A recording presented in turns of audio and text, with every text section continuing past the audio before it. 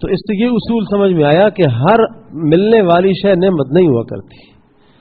اگر وہ صحیح مصرف میں لگ رہی ہے تو نعمت ہے، نہیں لگ رہی ہے تو پھر نعمت نہیں ہے، وہ باعث عذاب ہے. اب اس اصول کے بعد پھر قرآن مجید کی یہ آیت سمجھیں اور پھر یہ ذہن نشین فرما لیں کہ کوئی بھی نعمت اس وقت تک نعمت نہیں بن سکتی جب تک میرے اور آپ کے پاس نعمت ہدایت نہ ہو. اگر نعمت ہدایت ہمارے پاس ہوگی تو ہم اپنی اولاد کو صحیح راہ پر ڈالیں گے. اگر نعمت ہدایت ہمارے پاس ہوگی تو ہم مال کو ٹھیک خرچ کریں گے.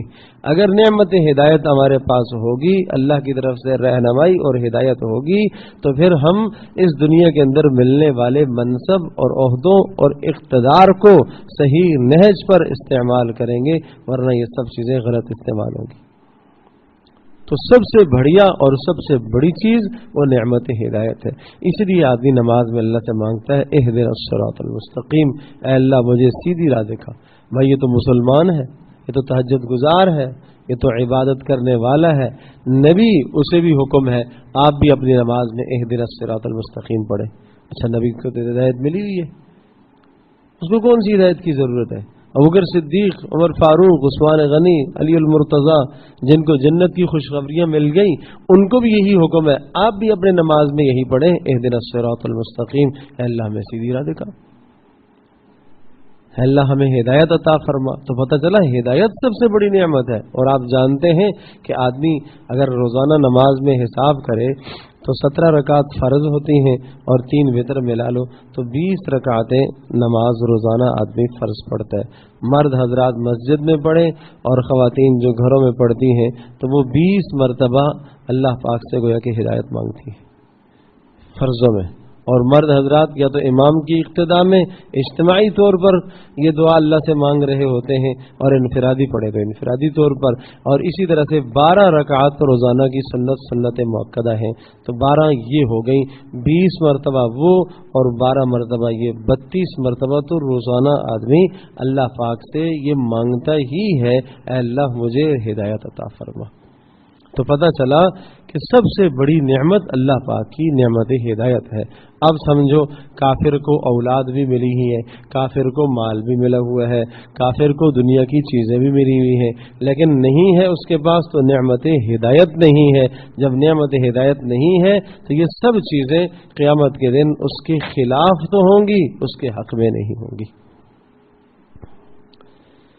تو اس لیے ہمیں غور کرنا چاہیے جب بھی نعمت ملے، کوئی بھی شے اس دنیا میں ملے تو اس کو ہم اس وقت تک نعمت نہ سمجھیں جب تک وہ صحیح مصرف میں صحیح جگہ پر استعمال نہ ہو رہی ہو. اگر صحیح جگہ پر استعمال ہو رہی ہو تو پھر اس کو آپ نعمت سمجھیں.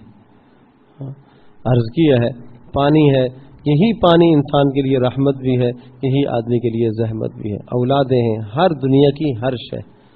تو اللہ تبارک و تعالیٰ اس جہان میں جس کو جو دیتا ہے وہ دو حال سے خالی نہیں ہے، یا تو اللہ پاک نعمت بنا کر دیتا ہے اور یا اللہ تبارک و تعالیٰ اس شخص کو پکڑ اور گرفت کے لیے وہ چیز دیا کرتا ہے.